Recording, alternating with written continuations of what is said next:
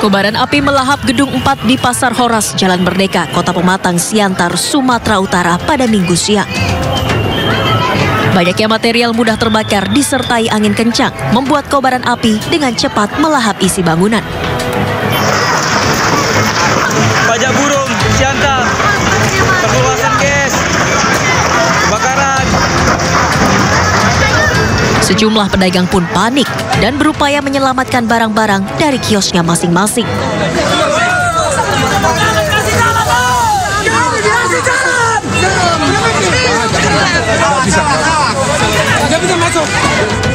Sementara petugas damkar berupaya maksimal memadamkan api agar tidak merambat ke area bangunan lainnya. Bu, tadi ada kios Ibu juga, Bu? Ada. Tadi dalam keadaan buka apa tutup? Tutup ya. Hari Minggu tutup ya. Kadang udah banyak juga ini. Kalau seandainya masih bisa diamankan, banyak teman-teman yang udah bisa menolong. Penyebab pasti terjadinya kebakaran hingga kini masih diselidiki. Namun dugaan sementara akibat korsleting listrik di salah satu kios. Dari Pematang, Siantar, Sumatera Utara, Dharma Setiawan, iNews melaporkan. Ini kebakaran di perempatan Grung. Baru saja ini kejadian ini. Pemadam bermain jangan datang dengan ditutup. Iya wah, ini toko no apa no? Api dengan cepat membumbung tinggi melalap 8 unit ruko di Simpang Grung, Lombok Barat, Nusa Tenggara Barat pada Minggu siang. Saya pengen motor no. Api cepat membesar karena banyaknya material yang mudah terbakar.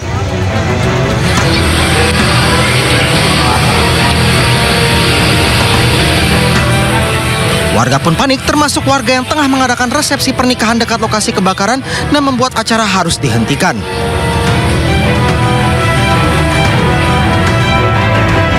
Empat unit pemadam kebakaran ditambah bantuan dari water cannon diturunkan untuk memadamkan api. Api padam 1 jam setelah tim pemadam kebakaran tiba di lokasi.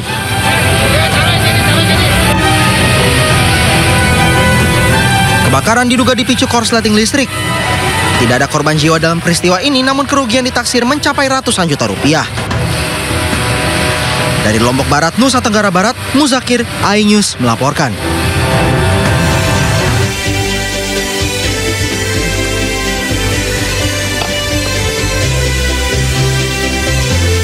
Apa? Kita mau bicara apa? Daripada diem-diem.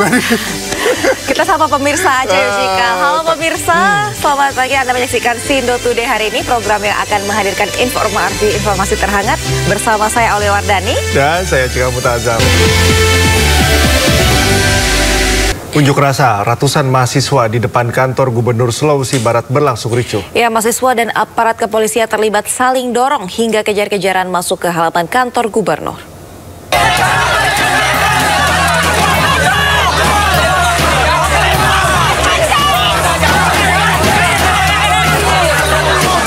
Situasi demo di kantor Gubernur Sulawesi Barat memanas. Ratusan mahasiswa menyoroti kinerja PJ Gubernur yang dinilai tidak pro rakyat. Aksi yang awalnya berlangsung damai berakhir ricuh setelah masa aksi yang hendak menyampaikan aspirasinya tidak diizinkan masuk ke dalam kantor Gubernur hingga memicu kekecewaan mahasiswa.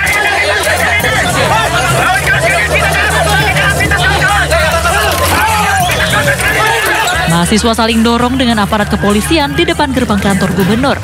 Akibat kericuhan ini sejumlah mahasiswa mengaku mengalami luka ringan saat saling dorong dengan aparat Satpol PP dan aparat kepolisian. Dia datang sebagai PJ ini harusnya membawa contoh yang baik di pemimpin-pemimpin definitifnya Sulbar sebagai orang pusat yang tentu punya pengalaman yang lebih banyak daripada pemimpin-pemimpin di daerah yang harusnya memberikan sedikit perubahan terhadap atau memberikan contoh di Sulawesi Barat, justru memberikan contoh yang buruk. Dalam tuntutannya, mahasiswa meminta penghentian perubahan anggaran yang merusak program strategis, kebijakan penanggulangan kemiskinan yang lebih efektif, meminta PJ Gubernur untuk transparan pada program beasiswa, serta meminta persoalan tambang yang dinilai cacat prosedur. Dari Mamuju, Sulawesi Barat, Friendly Christian, iNews. Seorang mahasiswi korban penganiayaan kekasihnya di Bangkalan, Jawa Timur akhirnya melaporkan ke polisi. Ya, didampingi kedua orang tuanya, korban mengaku sudah 4 kali menjadi sasaran kekerasan oleh kekasihnya.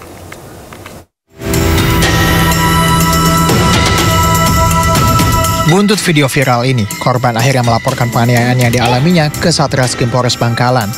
Ia datang bersama keluarganya dan didampingi tim Satgas Penanganan dan Pencegahan Kekerasan Seksual atau PPKS dari kampusnya. Dari pengakuan korban, pelaku sudah 4 kali melakukan kekerasan fisik kepada korban sejak 2024 lalu. Namun korban selama ini terkesan berdiam diri, hingga akhirnya kekerasan itu terekam mahasiswa lain lalu viral di media sosial. Dari hasil pemeriksaan pada tubuh korban terdapat banyak bekas kekerasan fisik. Yang jelas dari kampus sendiri akan memberikan sanksi yang tegas terhadap pelaku, dan tadi juga saya melihat langsung ya di tubuh korban terdapat banyak lebam. Ya, itu ada di tangan sebelah kiri dan kanan, kemudian ada bekas cakaran, ada bekas gigitan. Di belakang sini ada kayaknya bekas cakaran. Kasus ini mencuat setelah video penganiayaannya viral di media sosial. Diketahui pelaku dan korban adalah pasangan kekasih yang sama-sama tercatat sebagai mahasiswa di sebuah kampus yang ada di Bangkalan. Sementara itu pihak kampus pun menegaskan bahwa mereka akan memberikan sanksi yang tegas kepada pelaku. Sanksi itu dapat berupa drop out atau dikeluarkan dari kampus. Dari Bangkalan, Jawa Timur, Taufik, iNews melaporkan. Pemirsa, proses otopsi dan identifikasi terhadap 7 jasad yang ditemukan di Kali Bekasi masih dilakukan di Rumah Sakit Polri Kramat Jati. Ya, polisi menegaskan tidak ditemukan luka pada ke-7 jenazah.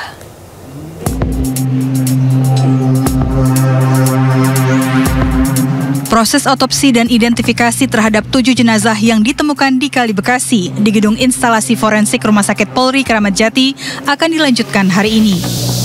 Pihak rumah sakit akan menyiapkan dokter ahli untuk mengidentifikasi jenazah korban. Polisi juga meminta keluarga yang merasa kehilangan untuk melapor dan membawa dokumen untuk mencocokkan data. Kami sudah menyiapkan tim yang meliputi dari tim kedokteran forensik, termasuk dari Mabes Polri, kemudian tim kedokteran gigi forensik, kemudian tim DNA, tim Inavis dan sidik jari, serta tim forensik dari FKUI. Keluarga yang merasa kehilangan dapat melaporkan pada kami. Tangis haru keluarga pecah ketika mengetahui 2 jenazah teridentifikasi anggota keluarganya. Diketahui kedua korban atas nama Muhammad Rizky berusia 18 tahun dan Ahmad Dafi remaja berusia 16 tahun yang masih duduk di bangku kelas 1 SMA. Terakhir tuh Jumat ya, terakhir Jumat abis Isya tuh dia masih ngumpul dekat rumah. Pas saya pulang jam 10-an udah sepi, udah katanya pada geser, nggak tahu kemana tuh. Iya, saya pikir nggak izin sih. Saya pikir yang main ke rumah temennya gitu. Ternyata sampai Sabtu pagi nggak pulang. Sampai sore juga saya tunggu. Nah, dapat berita tadi pagi, makanya coba saya cek ke tempat yang kejadian itu. Ternyata udah dievakuasi, makanya saya langsung ke sini. Ternyata benar ada adik saya.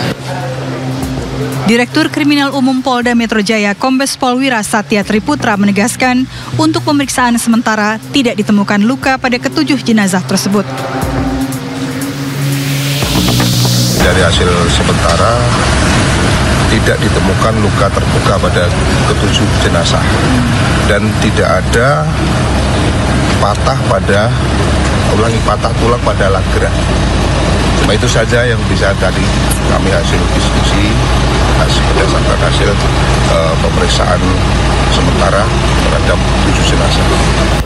Sementara Kapolda Metro Jaya Irjen Polisi Karyoto saat mendatangi lokasi penemuan jenazah pada Minggu siang mengatakan kejadian ini menjadi atensi khusus.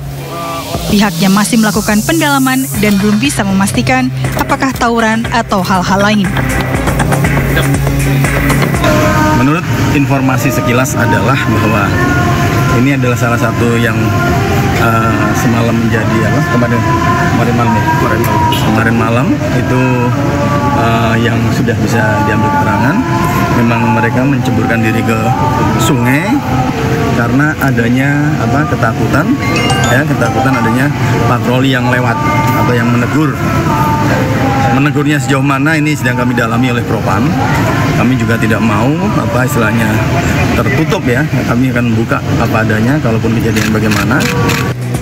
Sebelumnya 7 jasad ditemukan di sebuah kali yang mengalir di belakang perumahan Pondok Gede Permai Jati Asih, Bekasi, Jawa Barat. Penyisiran dinyatakan rampung pada Minggu sore dan dinyatakan tidak ada korban tewas lainnya di arus Kali Bekasi. Tim Liputan iNews melaporkan.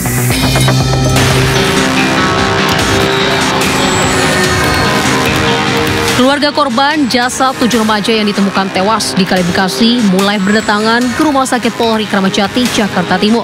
Para keluarga ini akan mencocokkan data jenazah dan keluarga. Tangis haru keluarga pecah saat mengetahui 2 jenazah teridentifikasi anggota keluarganya berdasarkan identifikasi sidik jari dan data dokumen keluarga. Kedua keluarga korban yang datang adalah atas nama Muhammad Rizky berusia 18 tahun dan Ahmad Davi, remaja berusia 16 tahun yang masih duduk di bangku kelas 1 SMA. Sementara jasad lainnya kini masih dalam proses autopsi. Nggak ada.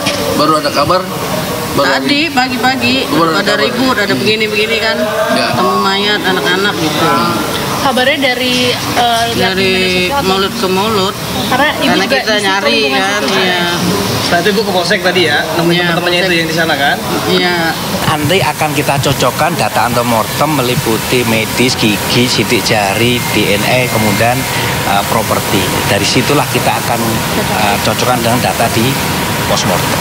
Dari 2 keluarga ini yang sudah datang ke Polres mengaku untuk menjemput jenazah atas nama siapa? Memberikan laporan, menyampaikan bahwa salah satu anggota keluarganya kemungkinan salah satunya atau salah duanya Ketujuh korban berjenis kelamin laki-laki dan ditemukan berdekatan di aliran Kali Bekasi perumahan Pondok Gede Permai, Jati Asih, Kota Bekasi, Jawa Barat.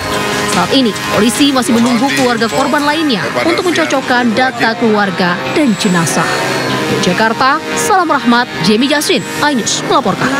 Dapat ada ayat di sini, mohon diinfo kepada pihak berwajib.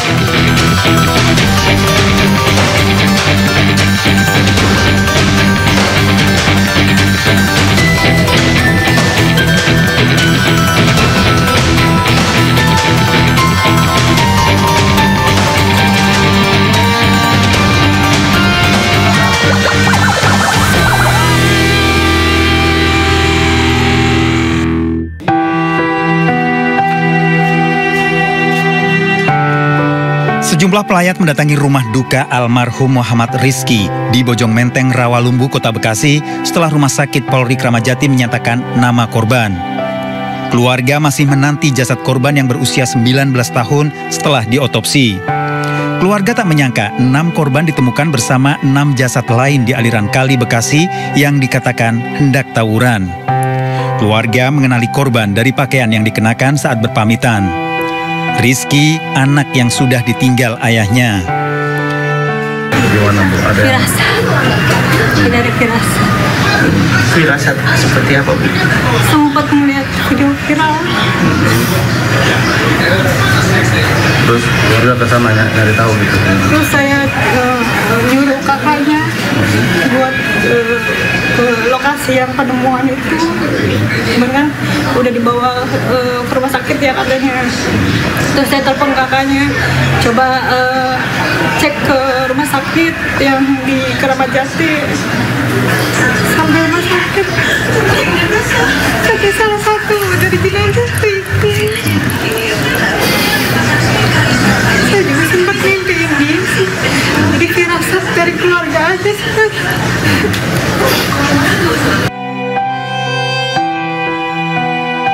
Sebaiknya setiap keluarga selalu memperhatikan anak-anak dan remaja, mengetahui lingkungan pergaulan untuk menghindari terjadinya tawuran. Dari Bekasi, Jawa Barat, Rahmat Hidayat melaporkan.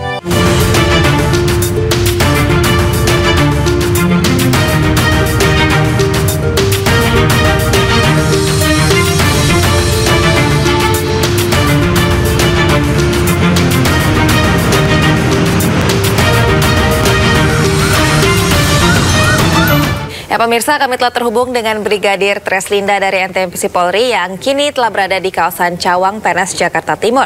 Ya, halo Brigadir Treslinda, bagaimana pantauan arus lalu lintas dari tempat Anda melapor?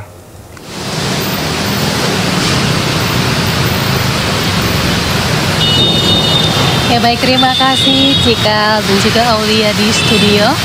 Pemirsa, pada pagi hari ini dimulai jam perkantoran setelah libur akhir pekan. Memang peningkatan volume kendaraan di kawasan ini cukup signifikan dari arah Cililitan yang akan mengarah ke arah Cempaka Putih. Kita ketahui juga arah Cililitan ini merupakan jalur tol dari arah Jagorawi dan juga kendaraan dari arah Bekasi melintas di kawasan ini, sehingga memang berimbas pada penumpukan kendaraan pada pagi hari ini, di mana dominasi kendaraan pagi hari ini juga didominasi oleh kendaraan roda 2 dan juga roda 4. Selain memang antrian di traffic light yang akan mengarah ke Pondok Bambu ini mencapai 250 meter di sisi sebelah kanan dari antrian juga untuk kendaraan yang akan mengarah ke arah Cempaka Putih pada pagi hari ini memang cukup padat. Untuk itu kami harapkan Anda untuk selalu berhati-hati, jaga jarak aman kendaraan Anda. Kemudian antisipasi juga kendaraan angkutan umum yang menaikkan dan menurunkan penumpang di median jalan. Kemudian kepadatan kendaraan juga terjadi dari arah Cempaka Putih yang akan mengarah ke Cililitan maupun ke arah Halim.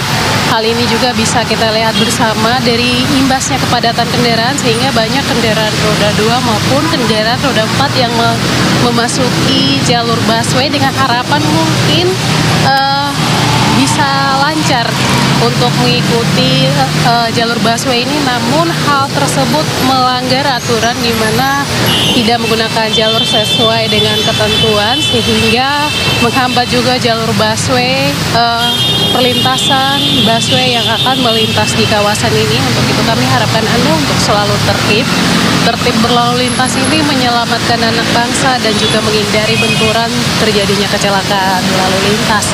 Untuk arus lalu lintas dari arah Pondok Bambu yang akan mengarah ke Cililitan maupun yang akan berbelok arah mengarah ke Cempaka Putih pada pagi hari ini juga dalam keadaan ramai, cenderung tersendat di antrian traffic light. Saat ini sudah ada anggota kami di lapangan yang mengatur jalannya arus lalu lintas. Besar harapan kami Anda dapat mengikuti arahan serta petunjuk petugas kami yang berada di lapangan. Kemudian Cikal dan Aulia, kami juga menginformasikan dari SMS Korlantas Polri selama 1x24 jam terjadi 181 kasus laka lantas dengan rincian 23 meninggal dunia, 29 luka berat, dan 222 luka ringan. Dari 181 kasus laka lantas tersebut, 60% terjadi pada waktu siang hari. Penyebab laka lantas mayoritas dikarenakan pengemudi ceroboh terhadap lalu lintas dari depan dan gagal menjaga jarak aman, dan 56 laka terjadi karena pengemudi ceroboh terhadap lalu lintas yang ada di depan. Untuk itu penting sekali kita menciptakan keamanan, ketertiban di jalan raya dengan tertib berlalu lintas. Hal ini untuk mencegah terjadinya kecelakaan lalu lintas. Untuk mengupdate informasi-informasi seputar arus lalu lintas terkini, kami siap melayani Anda di 15069 atau melalui SMS center kami di 9119. Cikal dan juga Aulia, kembali ke Anda, silakan. Ya, terima kasih Brigadir Treslinda melaporkan dari kawasan Cawang, PNS, Jakarta Timur. Selamat bertugas kembali dan salam presisi.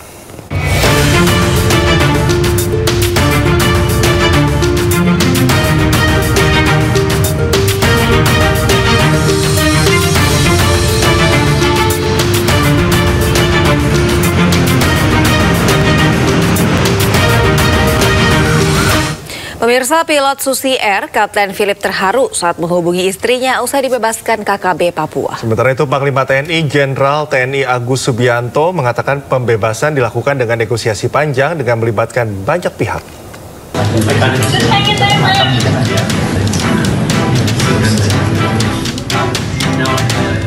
Kapten Philip Mark Martens tak kuasa menahan air mata saat terhubung video call dengan istrinya.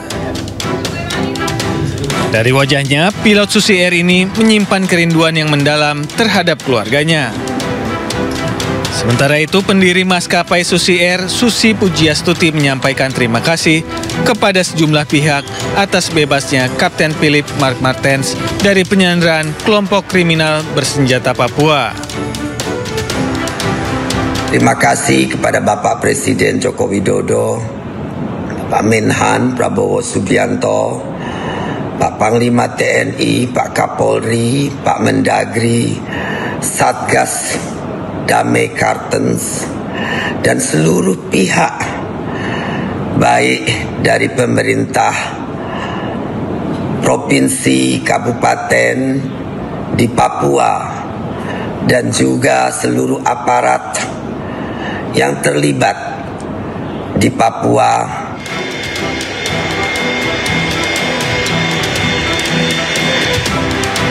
Kapten Philip tiba pukul 22.40 waktu Indonesia Barat dengan pesawat milik TNI Angkatan Udara di Bandara Lanut Halim Perdana Kusuma, Jakarta. Susier ini turun dari pesawat disambut dengan karpet merah langsung menuju ruangan VVIP. Kedatangan Kapten Philip disambut Menko Polhukam Hadi Cahyanto yang didampingi Panglima TNI, Jenderal TNI Agus Subianto, dan Kapolri Jenderal Listio Sigit Prabowo, serta sejumlah pejabat tinggi TNI Polri. Sementara Panglima TNI Jenderal Agus Subianto mengatakan pihaknya mengupayakan langkah soft approach untuk membebaskan Kapten Philip. Visi misi saya kan salah satunya untuk membebaskan Sandra dengan soft approach ya, dan kita sudah lama sekali untuk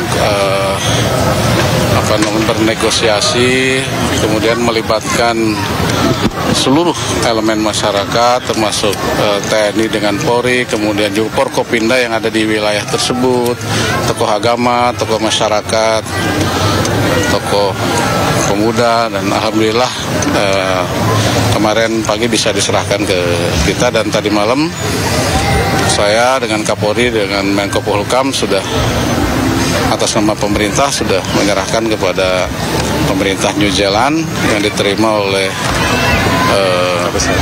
Duta Besar New Zealand yang ada di Indonesia.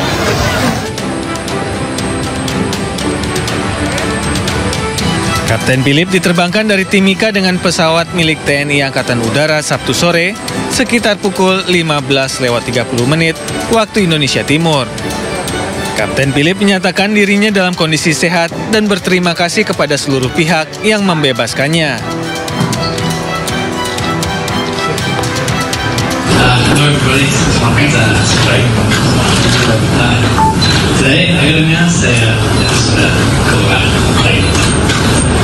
Saya senang sekali saya sudah bisa stand pulang dan keluarga saya lagi.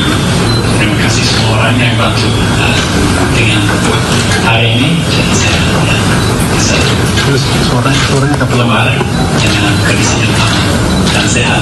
Terima kasih banyak semua. Sebelumnya, Satuan Tugas Operasi Damai Kartens Gabungan TNI Polri berhasil membebaskan pilot Susier Kapten Philip Mark Martens dari kelompok kriminal bersenjata di Kabupaten Duga, Papua. Tim Liputan iNews melaporkan. Pemirsa, bersama cucu, Presiden Joko Widodo menghadiri pameran alutsista yang digelar di lapangan Silang Monas Minggu pagi. Ya, pameran tersebut merupakan salah satu rangkaian acara HUT TNI ke-79.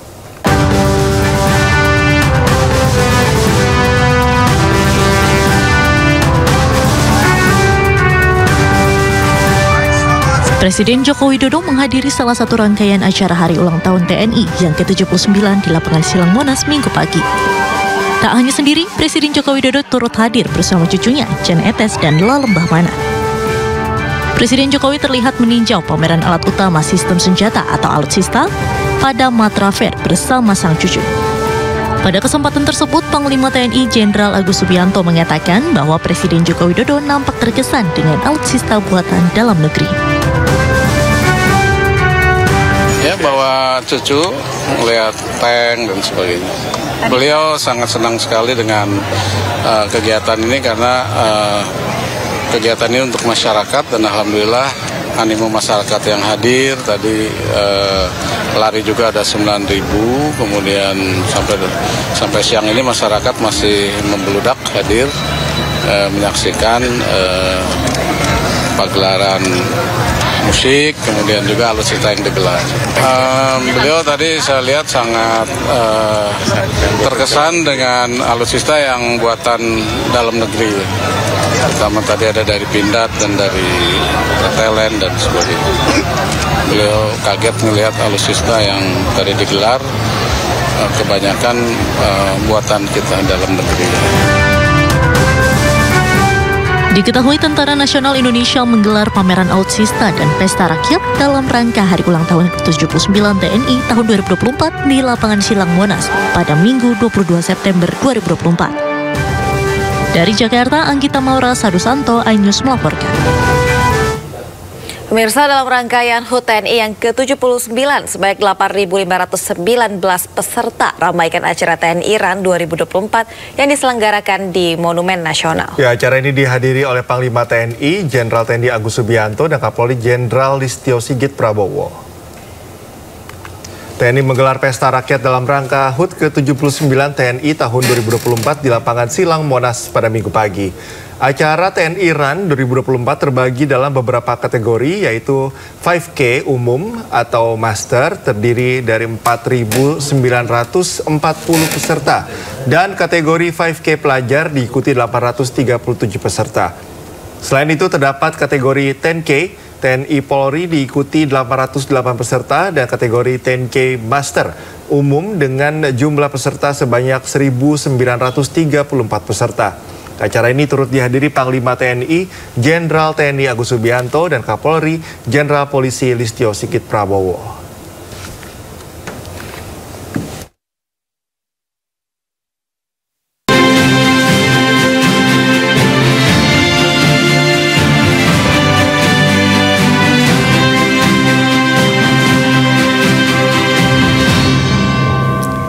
Beralih ke informasi Pilkada, pemirsa, Komisi Pemilihan Umum Provinsi Jakarta menetapkan 3 pasangan calon gubernur dan wakil gubernur Jakarta yang akan berkontestasi di Pilkada 2024. Ketiga paslon dijadwalkan mengambil undian nomor urut pada Senin 23 September 2024 atau hari ini.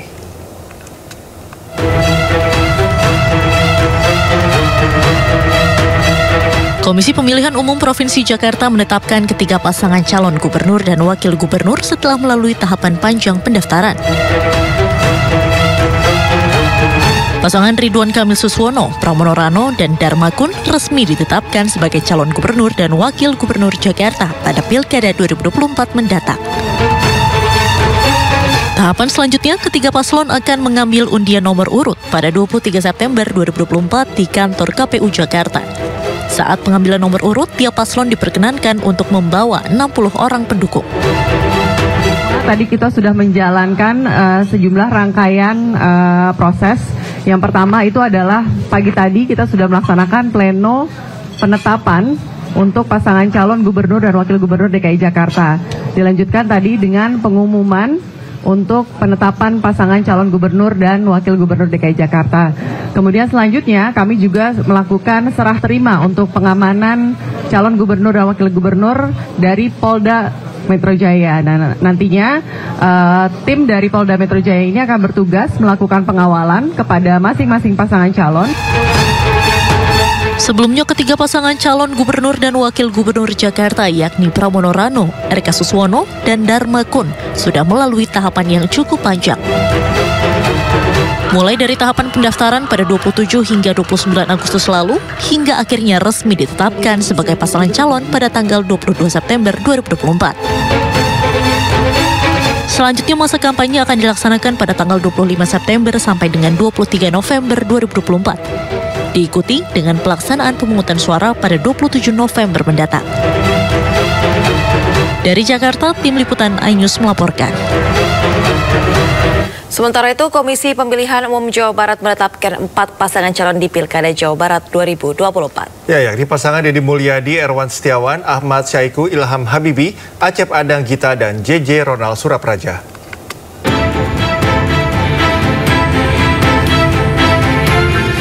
Melalui rapat pleno tertutup, Komisi Pemilihan Umum Provinsi Jawa Barat menetapkan 4 paslon akan mengikuti kontestasi Pilgub Jabar 2024. Keempat paslon tersebut diantaranya Deddy Mulyadi Erwan Setiawan, Ahmad Syaiqo, Ilham Habibi, Acep Adang Gita, dan JJ Ronald Surapraja.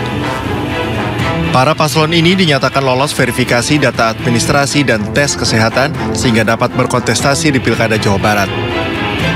14.30 tadi melakukan rapat pleno tertutup terkait dengan 4 paslon dan ditetapkan 4 paslonnya memenuhi syarat semuanya. Karena pada jeda kemarin di tanggal 14 sampai 18 ini kan kita membuka tanggapan masyarakat ya sampai tanggal 15 sampai 18 kita membuka tanggapan masyarakat dan tidak ada untuk tempat ini nihil. Setelah kami selesaikan administratif akan kami umumkan di laman KPU Jabar ya dan Medsos KPU Jabar. Dan untuk persiapan pengundian nomor urut hari ini kami akan rapat koordinasi di kantor ya, di samping juga untuk persiapan kampanye dan laporan kampanye. Setelah ditetapkan menjadi pasangan calon, KPU kemudian akan melakukan pengundian nomor urut yang akan dilakukan pada Senin 23 September 2024. Dari Bandung, Jawa Barat, Ervan David, iNews melaporkan. Pada Pilgub Jawa Tengah, pasangan Andika Perkasa dan Hendrar Prihadi serta Ahmad Lutfi dan Taj Yassin Maimun dinyatakan memenuhi syarat untuk berkontestasi di Pilkada tahun ini.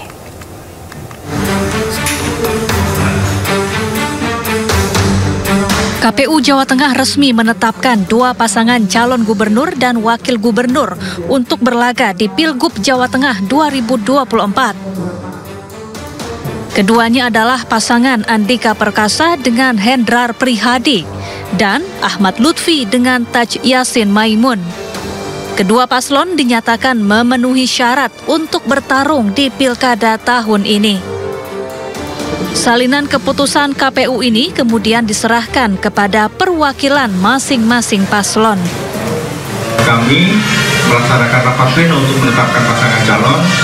Dari seluruh persyaratan pencalonan dan syarat bakal calon, kami nyatakan memenuhi syarat, kemudian kami tuangkan di dalam berita acara, dan hari ini kami serahkan salinan keputusan terkait penetapan pasangan calon Pilgub Jateng 2024 untuk pasangan pendaftar pertama Bapak Andika Perkasa dan Hendrar Prihadi, dan juga untuk pendaftar kedua Bapak Ahmad Lutfi dan Bapak Taj Yassin serta kepada Bawaslu Provinsi Jawa Tengah. Usai penetapan, KPU akan melakukan pengundian nomor urut paslon yang akan digelar di halaman kantor KPU Jawa Tengah Senin malam. Sebelum pengundian nomor urut, KPU juga menggelar kampanye damai, dimulai dari depan kantor KPU menuju sejumlah jalan protokol di Kota Semarang Senin pagi. Dari Semarang, Jawa Tengah, Kristadi, iNews melaporkan. Pemirsa, KPU Jawa Timur menetapkan 3 pasangan calon gubernur dan wakil gubernur Jawa Timur untuk kontestasi Pilgub Jatim 2024. Ya, ketiga pasangan calon ini ditetapkan setelah dilakukan pemeriksaan berkas persyaratan pencalonan dan syarat calon dinyatakan lengkap serta memenuhi syarat.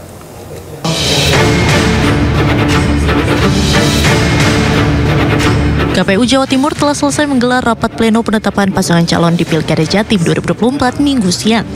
Hadir dalam rapat pleno tersebut perwakilan dari 3 pasangan calon gubernur dan wakil gubernur Jatim.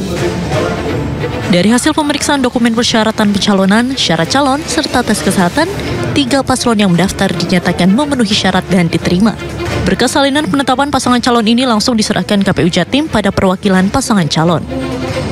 Menurut Ketua KPU Jawa Timur Aang Kunevi, sebelum ditetapkan sebagai pasangan calon telah dilakukan proses verifikasi berkas dokumen persyaratan pencalonan dan syarat calon maupun persyaratan lainnya. Dengan penetapan ini, Pilkada Jawa Timur 2024 secara resmi akan diikuti 3 pasangan calon. Kami melakukan penetapan pasangan calon dan dari proses sebelumnya verifikasi administrasi maupun beberapa verifikasi awal 3 pasangan calon yang sebelumnya sudah mendaftar di tanggal 27 sampai dengan 29 Agustus kemarin kami nyatakan diterima dan sudah lengkap dan sudah bisa kami tetapkan sebagai 3 pasangan calon gubernur dan wakil gubernur Provinsi Jawa Timur. Selanjutnya, 3 pasangan calon gubernur dan wakil gubernur Jatim yang sudah ditetapkan akan mengikuti pengundian nomor urut yang akan digelar pada Senin 23 September 2024. Diketahui 3 pasangan calon yang akan berkontestasi dalam Pilgub Jatim, diantaranya pasangan petahana Khofifah Indar Parawansa dan Emil Dardak, kemudian pasangan Tri Risma Harini dan Zahrul Azhar Asumta, serta pasangan Luluk Nur Hamidah dan Lukmanul Hakim. Dari Surabaya, Rahmat Ilyasan, iNews melaporkan. Sementara KPU Sumatera Utara menetapkan pasangan calon gubernur dan wakil gubernur Sumatera Utara tahun 2024. Ya, pasangan Edi Rahmayadi Hasan dan Bobi Surya pun resmi menjadi calon gubernur dan wakil gubernur Sumatera Utara.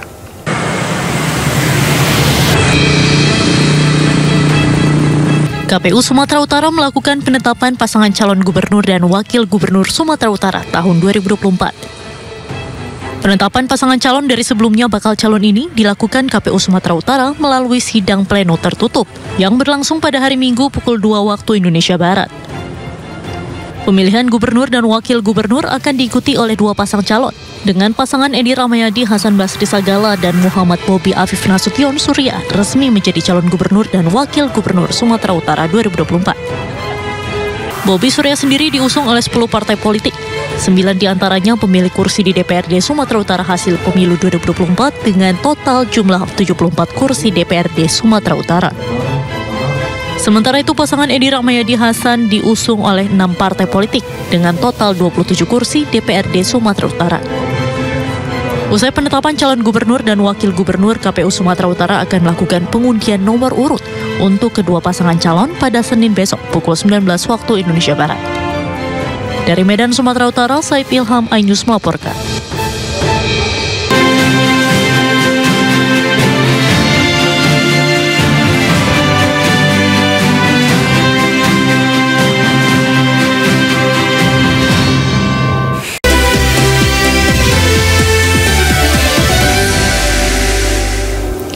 Anda kembali di Sindo Today pemirsa. Indonesia mematangkan persiapan mereka menjelang kualifikasi Piala Asia U20 2025. Setelah menjalani turnamen hingga pemusatan latihan, kini skuad Garuda akan dihadapkan dengan lawan sesungguhnya.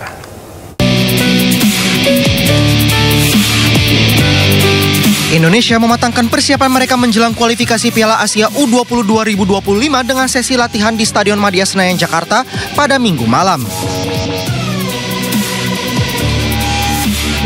Skuad Garuda Nusantara menatap serius ajang ini dengan lebih dulu tampil di sejumlah turnamen hingga menggelar pemusatan latihan di Bali selama 2 minggu. Kini Jens Raven dan kawan-kawan akan menghadapi lawan sesungguhnya dalam fase kualifikasi Piala Asia U20 2025.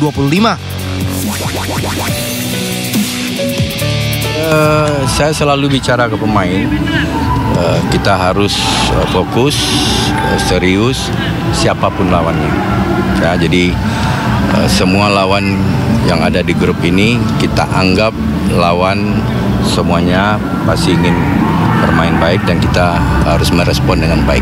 I competed in the AFF.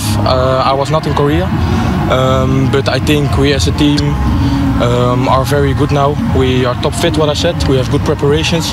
So I think if we have the good mindset on the match day, we rest well. I think we're gonna reach the maximum result and that's what we want. Pada kualifikasi ini Indonesia tergabung dalam grup F bersama Maladewa, Timor Leste, dan Yaman. Perjuangan pasukan Indra Syafri dimulai pada 25 September dengan menghadapi Maladewa di Stadion Madia Senayan, Jakarta. Dari Jakarta, Hadisti Arifah, Rizky Solehudin, iNews melaporkan.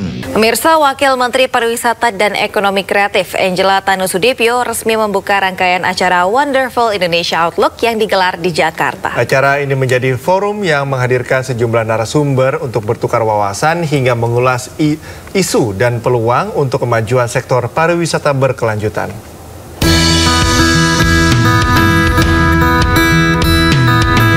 Rangkaian Forum Wonderful Indonesia Outlook bertajuk Sustainable Thriving, Impactful Striving yang digelar di Jakarta resmi dibuka secara daring oleh Wakil Menteri Pariwisata dan Ekonomi Kreatif yang juga Ketua Umum Partai Perindo Angela Tanusudibyo.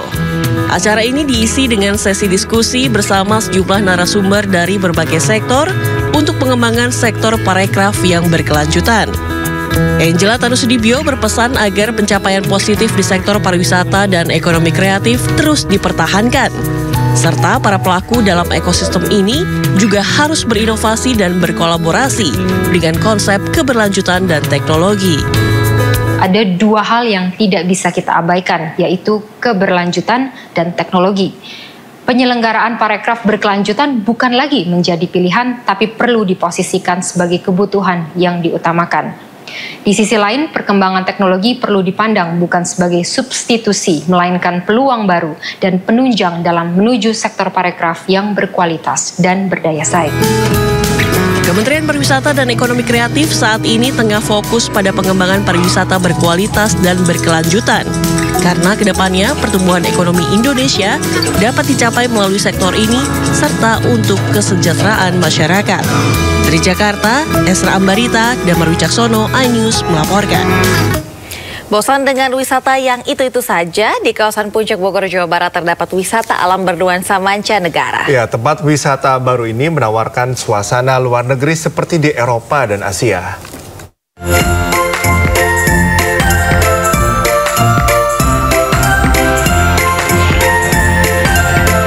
Berkunjung ke kawasan wisata Puncak Bogor, Jawa Barat memang tidak ada bosannya ya.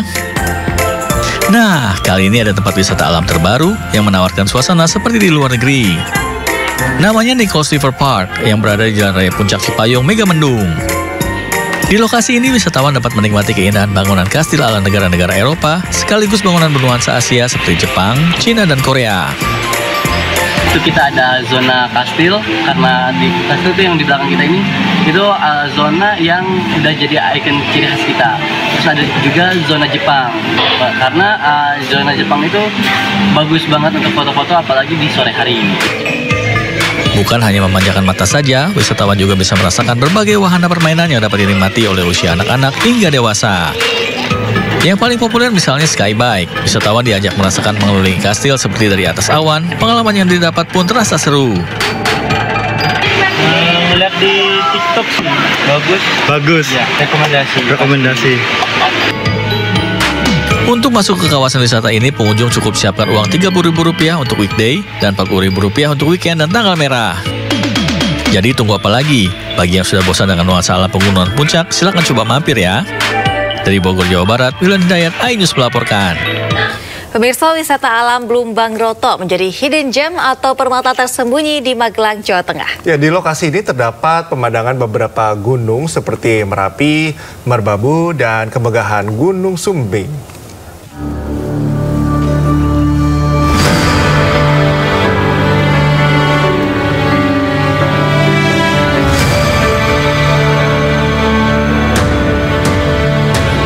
Panorama alam Blumbang Groto yang berada di kaki Gunung Sumbing, Magelang, Jawa Tengah ini sangat memanjakan mata. Lahan pertanian tersusun indah dengan latar kemegahan Gunung Sumbing begitu mempesona. Di lokasi ini, pengunjung bisa bersuah foto dengan latar belakang gunung dan lahan pertanian. Blumbang Groto kini menjadi destinasi wisata baru yang belum banyak dikunjungi orang. Bahkan belum ada pengelola resmi di lokasi wisata ini. Jalan-jalan aja Mas, mumpung hari libur kerja ya udah. Kayaknya dengar banyak cerita di sini bagus sih pemandangannya. Ya belakang saya Sumbing, ya udah. Penasaran sih sama view-nya gimana ya wes, langsung ke sini aja. Bawahnya terjal, di situ ada tempat yang datar, dataran datar. Kemudian atasnya terjal lagi. Di situ bisa melihat gunung dan bisa ke bawahnya melihat hamparan pertanian. Rencananya pihak desa akan mengembangkan wisata ini dengan membenahi akses jalan menuju lokasi. Nah, jika Anda sedang bingung mau wisata kemana, tidak ada salahnya berkunjung ke Blumbang Groto ini.